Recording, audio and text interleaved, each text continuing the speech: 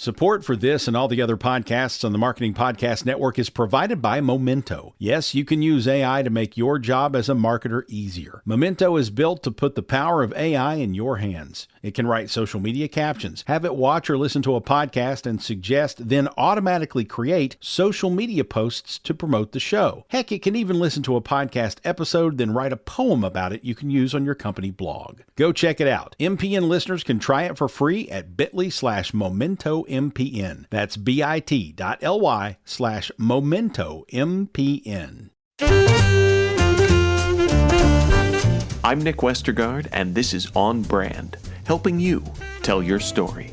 My guest this week is Lydia Michael. I really like to call it, that brand essence. That's really where we start, is with that emotional brand experience, which essentially is the soul of your brand. That's really where we start. Before we dive deep into the identity and the brand positioning and the statements, we look at the essence, is who are you at your core?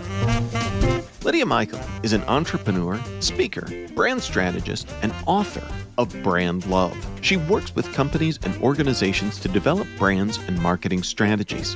Lydia is the founder and owner of Blended Collective, a multicultural marketing and brand consultancy. Her experience includes working with brands like Deloitte and L'Oréal in Germany. Lydia's work has been recognized with several diversity and marketing-centered awards. She leads workshops and webinars and speaks to audiences about topics such as multicultural marketing, brand love, and personal branding. My interview with Lydia Michael is coming right up. But first, Lydia Michael, welcome to On Brand. Hi, Nick. Thank you for having me. I am excited to chat. I love the idea of brand love, but I will confess, I don't know that I know exactly how to define it. Help. Absolutely. I actually took it upon myself to define it at the start of the book, because I think it's just a really big word. A lot of times people don't really know what to make of it or how to interpret that. And so I define it as three different things. One, brand love is really this emotional bond between a customer and a brand. That's probably the easiest way to define that. It also is a very meaningful consumer brand relationship that is typically driven by feelings of desire and affection. And this long-term connection with a brand that we develop ultimately leads to customer loyalty and advocacy. That's really the goal of brand love. I love that. And I love that you took it upon yourself, because I feel like sometimes we just take these things and run with them. So in the process of developing that purpose, that goal, that process, what are some of the first steps toward brand love that listeners might want to consider? Yeah, that's another thing that I developed actually in this book to answer that question. And part of it is answered in the brand love drivers that I define. And another part of it is defined in the 8 brand love stages model that I created. And so, when you look at our mind, right? A lot of times people will ask you if you're a right brainer or a left brainer. And essentially all that means is, are you more focused or geared towards the emotional side or the logical, rational side, right? And so I took that as inspiration to develop the brand love drivers that ultimately tell us what concepts or drivers we should focus on when we build our brand to establish brand love. And so it's not something that you do overnight. It's not just 1 or 2 drivers that you implement, but really things like, authenticity, humanization, empathy, desire, all of those things that are focused on the emotional side are things that help us create this loyalty that we want for our brand.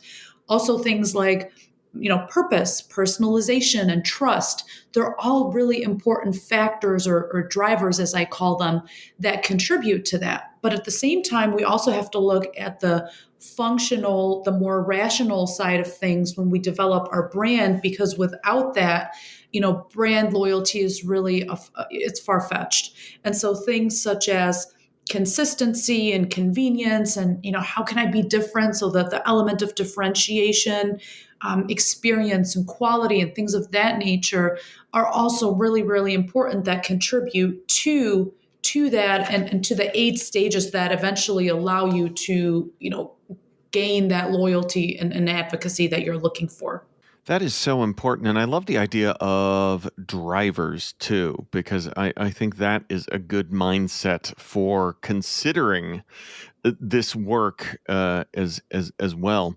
So, in looking at where the companies that you talk to struggle most with these concepts, where do you see some of the bigger pain? It sounds counterintuitive or ironic to say the pain points in something called love, but what are some of the pain points around brand love that you see?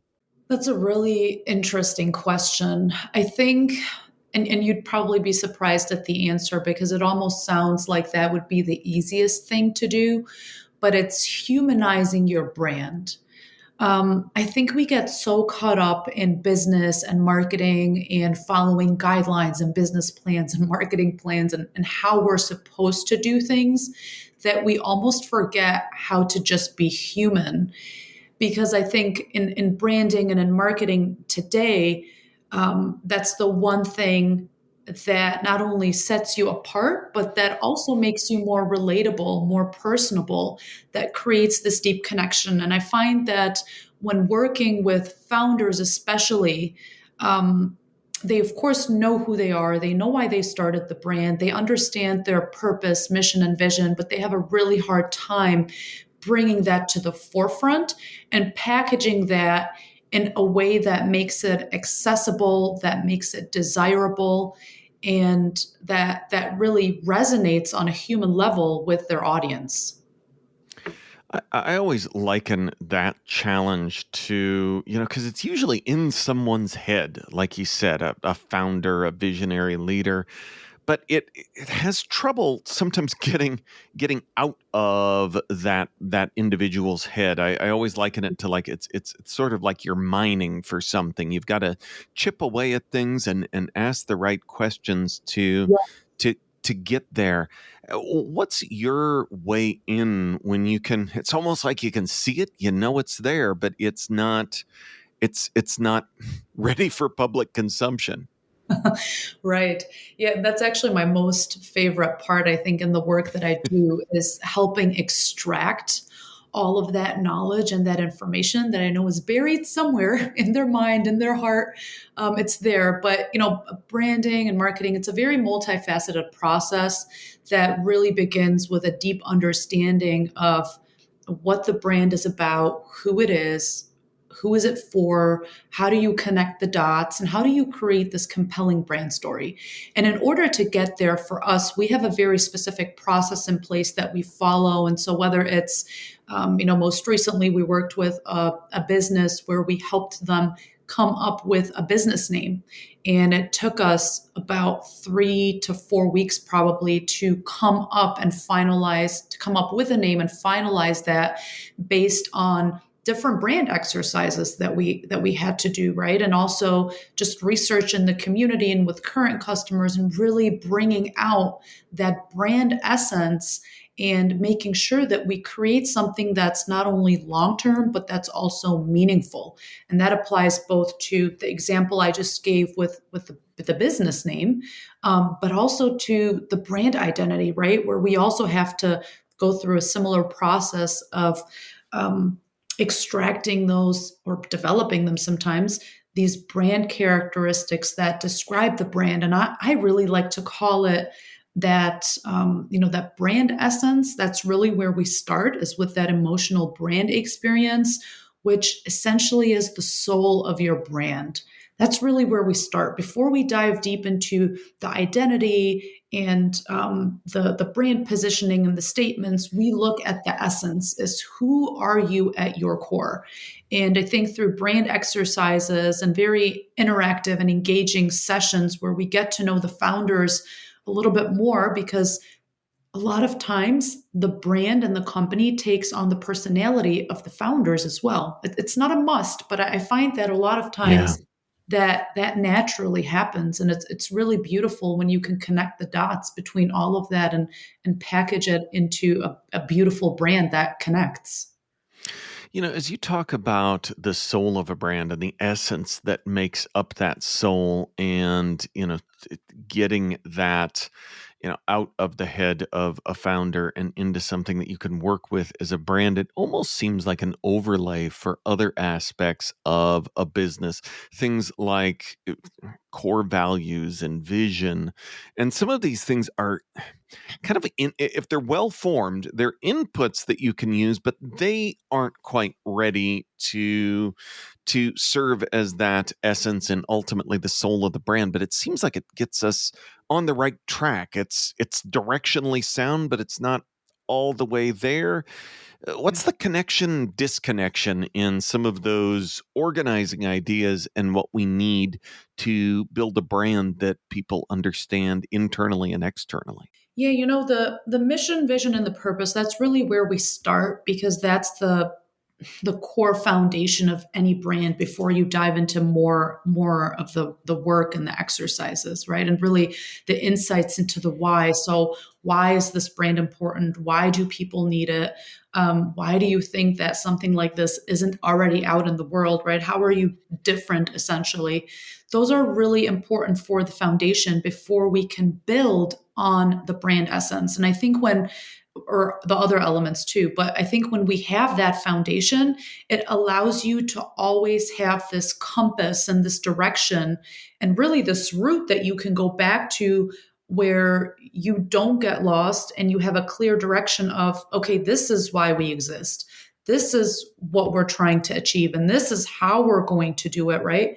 I think that always is essential to keep us on that right path to then develop the rest of things that are needed. So whether it's our brand promises, our brand statements. I mean, you said with the mission, vision, purpose, that's all great and we need that, but it needs to be developed in the right way.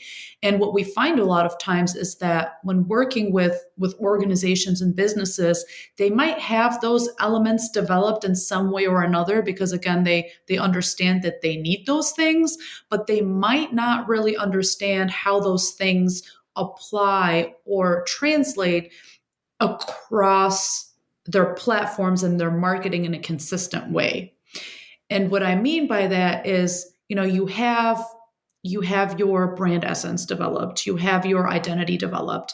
But what's really important is to understand how all of these different brand promises and these directions that you've created actually manifest, right? So I can say that a brand is diverse and inclusive, but how is that actually manifesting in the world?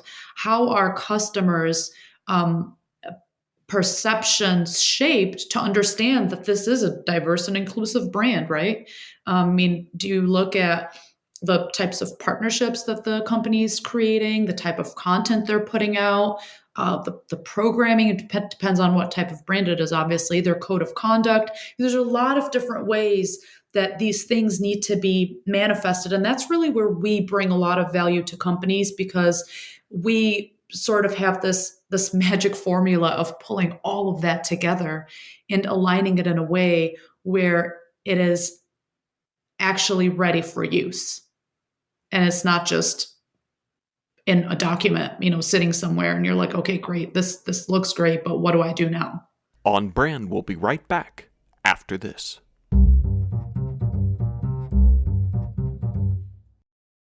Now, back to the show.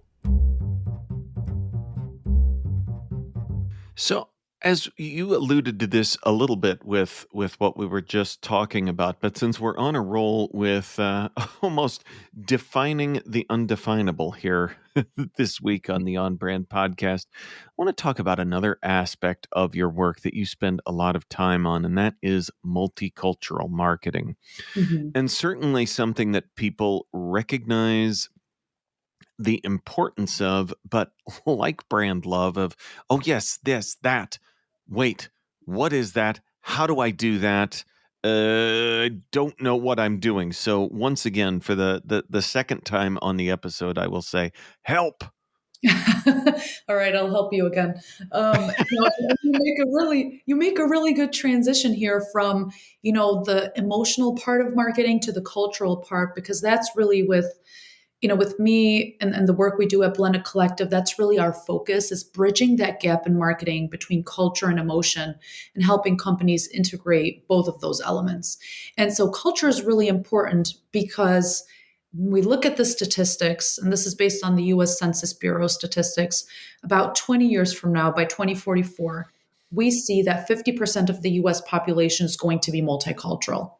What that means is that every other person is going to be of multicultural descent. That's either African American, Asian American, or Hispanic or Latinx, right? And so, knowing that, we want to make sure that brands are mindful when they create their brands and develop their marketing strategies, that they understand how to position themselves to be able to reach those audiences for their products or services, right? So, I think that that's really a crucial part of, one, understanding who am I actually serving, and also where is untapped potential that I haven't considered yet. And that's again where we bring value to the table, is helping companies identify where else they can tap into opportunities that they might have not thought of, right? And a lot of times that does include different audiences of different cultural backgrounds. So the way you essentially market to different cultures is different, right? We don't talk to all of our customers and audiences the same, because they have different needs and they have different perspectives. And as long as we understand that, we can successfully set up the way we need to connect with them and reach them. I don't want to imply that any of this work is easy by any stretch, but it It's not. almost seems like it would be harder for an existing brand to take a look at and really answer some of those questions that you were just talking to. Do you find that to be true? Existing brands versus, hey, we're starting from scratch. We're defining our customer. It's truly a blank page, a blank slate, versus we're a legacy business, legacy brand. We don't understand. We have trouble zooming out. Yeah.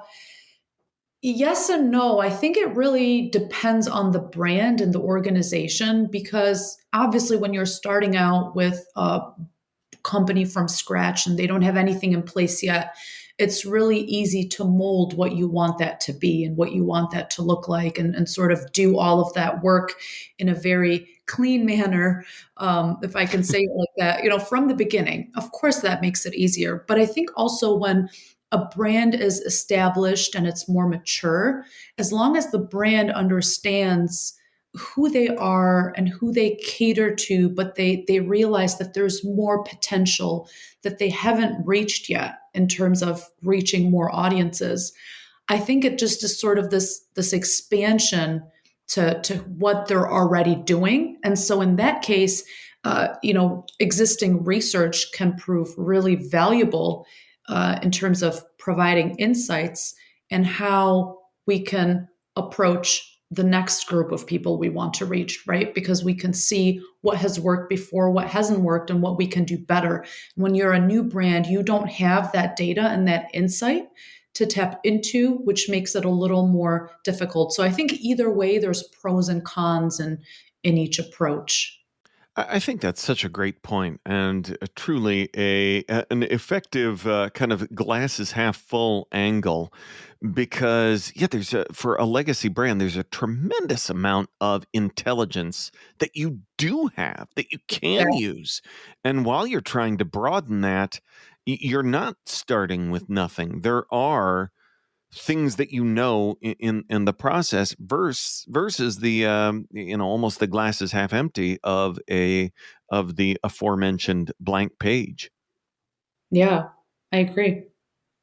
So as we talk about brand love and the elements of a brand essence and soul, something else that you spend a lot of time working on that I think is another you don't tackle any easy problems here. I will say that with with brand love, multicultural marketing, and personal branding, which is easily one of the big subjects that people love to nod along with and say, "Yup, personal branding." But wait, what does that mean? And kind of trail off in silence. So when you are talking about personal branding, do you start at some of the same places that you do, like we were talking about with the exploration involved in brand love and some of the drivers there when it comes to a personal brand? That's a really interesting comparison. So I don't know that it's exactly the same because when we talk about personal branding, obviously that's more on an individual level. But because we try to humanize all brands that we develop, especially one that's a business or an organization, I think there are a lot of elements that overlap and that are very similar, right? So things such as when we look at the brand essence with a company and sort of developing the characteristics and the adjectives and just sort of this brand language early on, a lot of that we do in the individual personal branding space as well. So really understanding, you know, who are you, what describes you, how do people view you, more importantly, right? Because a lot of times we can have a perception of who we are. And sometimes, interestingly enough, that's based on who we want to be. you Yeah. know, we've found that. So really tapping into your network and your surroundings and understanding how do people actually perceive you. Because if I think I'm funny, but you ask 10 people in my circle and none of them, state funny as one of the adjectives, the likelihood that I'm funny is probably really low. So, there's this healthy balance, I think, of tapping into both the person, but also the network. And again, that's one thing that overlaps with how we develop brands in that process. Yeah. That's such a good point. So, and I have to admit, that's just a horrifying scenario of I think I'm funny and I am in fact not funny. Um, so is there what's the best way, say we are, I mean, of course, as a firm, you can, work with clients who are personal brands much in the same way. But say, listeners are out there thinking about their own personal brand. And, with an organizational brand, we'd have an audit performed and all of this other stuff. But what's the best way of getting at some accurate insights about how you're perceived? It's pretty informal when you're doing it on the individual or the personal branding side because it's as simple as going around and asking all of your friends and your colleagues, and you'd hope that based on the relationship that you have, they're going to give you real answers and authentic answers and not fake them, right? But I Right. think a lot of it is really asking around the core values and sort of this journey to self-discovery. I think a lot of it is figuring out your why, your core values, who you are, and what your story is. And it to make it just engaging and creative, as a lot of times we work with a vision board where we can really communicate all of that and develop what that brand identity should be, or what it already is, and how we can expand and really align with what your goals are. That is such a great point. And I love the idea of a vision board too, because a lot of times these activities can get squishy on us really fast. And I think that's a great way to keep it focused, specific, and moving towards something. Mhm. Well, as we move towards the conclusion of our time together, Lydia, it is my honor to get to ask you for a brand that has made you smile recently. Yes, so I would say Huda Beauty. It's one of the beauty brands, global beauty brands, actually, that was started by a blogger at the time about 10 years ago. And it's global now in terms of retail and digital availability and all of that. Huda Beauty to me, and I talk about this in my book, Brand Love, is a very interesting brand because it's still family owned, but it doesn't, it doesn't limit the growth and the success it has reached. And the reason why it's made me smile recently is because it continues to be very personable and relatable. I think Huda herself, and she's the face of the brand, does a great job at connecting with her audience in a very authentic and genuine way. And I think that a lot of the success, and this is, of course, just coming from my observations, a lot of the success sort of based on that is understanding how to humanize your brand and understanding that behind a beauty brand like hers is, are people. Essentially, they're humans, and she's selling to customers who are also humans, and she understands what they're looking for, what they need to hear, when they need to hear it, and how to just communicate it in such an empathetic way. And so I would say that that's one of the more recent ones. A great example, and a great example that also reinforces what we've been talking about in this entire time of the work of humanizing the brand. So awesome. Absolutely. Lydia, where can folks go to learn more about who you are and what you do? Yeah, so they can go to lydiamichael.com and also blendedcollective.com for more of the work related stuff. And of course, I'm on social media, so find me there. Awesome. Well, we will link up to all of that in our show notes, which folks can find at onbrandpodcast.com. Lydia Michael, thanks for being on brand with us. Thanks for having me, Nick. On Brand is part of the Marketing Podcast Network. If you like what you're hearing, if we've made you smile, you can always listen free on Spotify, Apple Podcasts, or whatever your favorite platform may be. And please take a moment and rate and review the podcast to help others find the show. Until next week, I'm Nick Westergaard, and I'll see you on the internet.